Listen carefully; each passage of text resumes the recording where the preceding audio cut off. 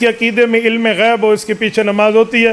یاد رکھیں جس بندے کا عقیدہ اور نظریہ ہو کہ اللہ تعالیٰ کی طرح کوئی اور بھی عالم الغیب ہے، تو ایسے بندے کے پیچھے آپ نماز نہ پڑھیں، وہ شرک میں مبتلا ہے، اللہ اس سے محفوظ فرمائے۔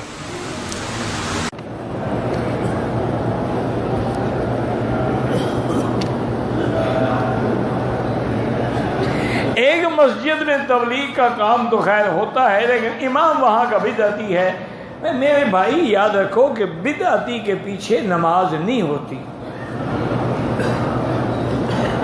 حتیٰ کہ حدیث میں ہے کہ من احدث حدثا او آوى محدثا، کوئی خود بدعتی ایجاد کرے یا بدعتی کو پناہ دے، فعلیہ لعنۃ اللہ والملائکۃ والناس اجمعین لا يقبل اللہ منہ صرفا ولا عدلا، اللہ کی لعنت، فرشتوں کی لعنت، اللہ اس کے فرض نفل کوئی عبادت بھی قبول نہیں فرماتا۔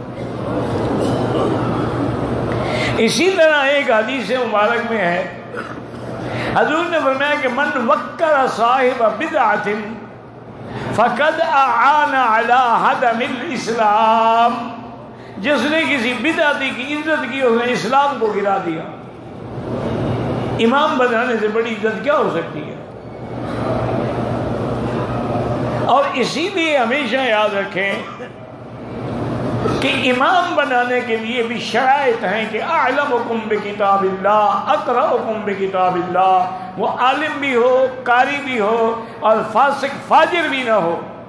بعض لوگ کہیں گے کیونکہ امت کو دین کی طرف بلانا ہے لہذا کسی اہل بدعت کے پیچھے پڑھ لو، ملحد کے پیچھے بھی پڑھ لو، کیوں ان کو جوڑنا ہے، جوڑیں گے تو جنت میں جائیں گے۔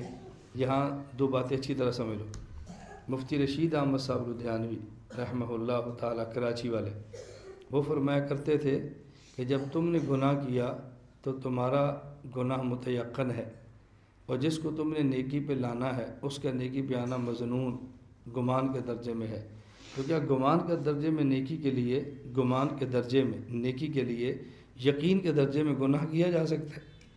وہ ہدایت پہ آئے گا یا نہیں آئے گا؟ تم نے تو گناہ کر لیا نا، تو کسی کو جنت میں لے جانے کے لیے خود جہنم میں کیوں جاتے ہو؟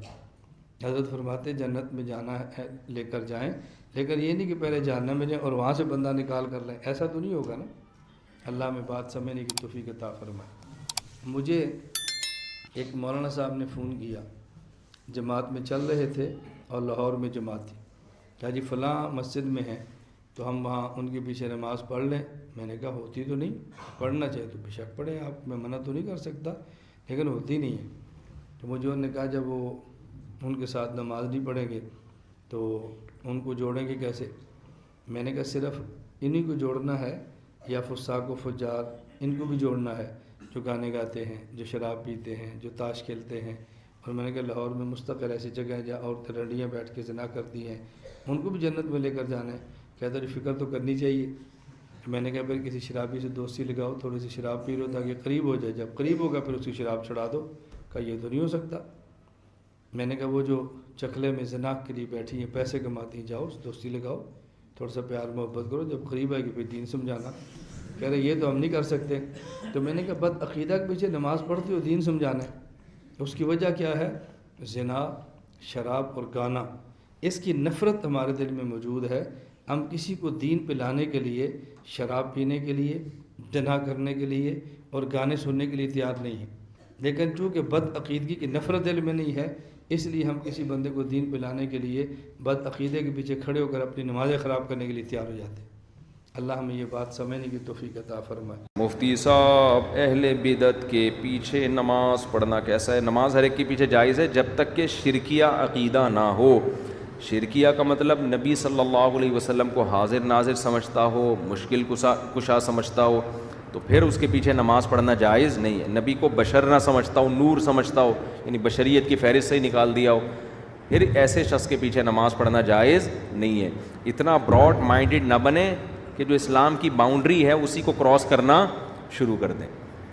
تو عقیدہ جو ہے نا، توحید کا عقیدہ، وہ رکھنا امام کے لیے ضروری ہے۔ عمل بے شک خراب ہو، ہر ایک کے پیچھے نماز ہو جاتی ہے، لیکن عقیدہ اتنا خراب کہ اسلام کے دائرے سے نکل جائے۔ آپ کہہ سکتے ہیں کہ جو حاضر ناظر نبی کو سمجھتا ہے وہ اسلام کے دائرے سے کیسے نکل گیا؟ تو اب بھی نہیں نکلے گا تو کب نکلے گا؟ ہے بھائی؟ اللہ اور نبی میں کوئی فرق ہی نہیں چھوڑا اس نے, تو اب کب نکلے گا پھر وہ.